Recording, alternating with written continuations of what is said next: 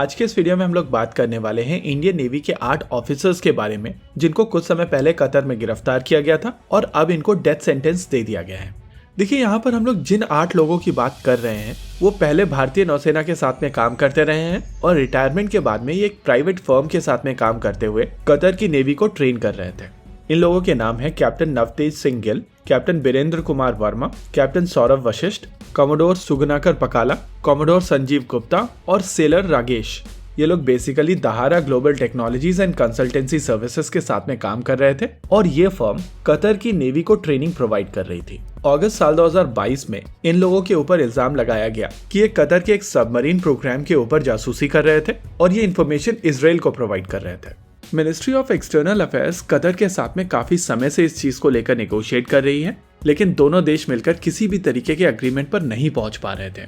अब suddenly Qatar की तरफ से इन लोगों को डेथ सेंटेंस दे दिया गया है और अब भारत में सोशल मीडिया पर कहा जा रहा है कि भारत को कतर के अगेंस्ट एक्शन लेना चाहिए। भारत को इंडियन नेवी का एयरक्राफ्ट कैरियर कतर के पास पहुंचाना चाहिए।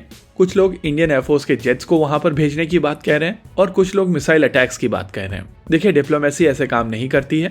अगर आप कतर के खिलाफ किसी भी प्रकार का एक्शन लेना चाहते हैं तो आपको सबसे पहले समझना पड़ेगा कि कितने भारतीय कतर में इस समय हैं और उसका उत्तर है 8 लाख। जी हाँ, इस समय 8 लाख भारतीय कतर में काम कर रहे हैं और अगर आप किसी भी तरीके का स्टेप लेते हैं तो इन 8 लाख लोगों को नुकसान होने के चांसेस हैं।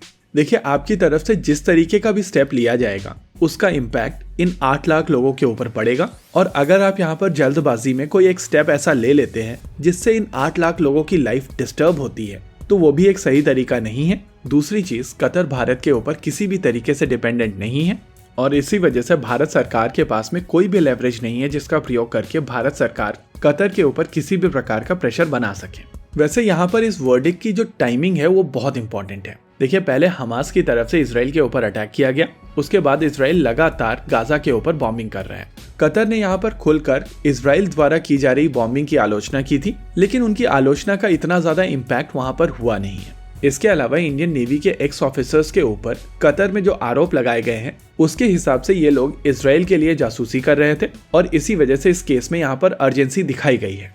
यानी कि ओवरऑल यहाँ पर भारत के ऊपर प्रेशर बनाने की कोशिश की जा रही है और कहीं ना कहीं यहाँ पर भारत को फोर्स किया जा रहा है कि भारत किसी भी तरीके से इजराइल को प्रेशर करने में कतर की मदद करे, जिससे इजराइल की तरफ से गाजा में जो लगातार बॉम्बिंग की जा रही है उसको रोका जा सके। इसके अलावा आने वाले समय में इजराइल की तरफ से गाजा में लैंड अटैक भी किया जाएगा और वहां पर गाजा में बहुत ज्यादा कैजुअलिटीज होंगी।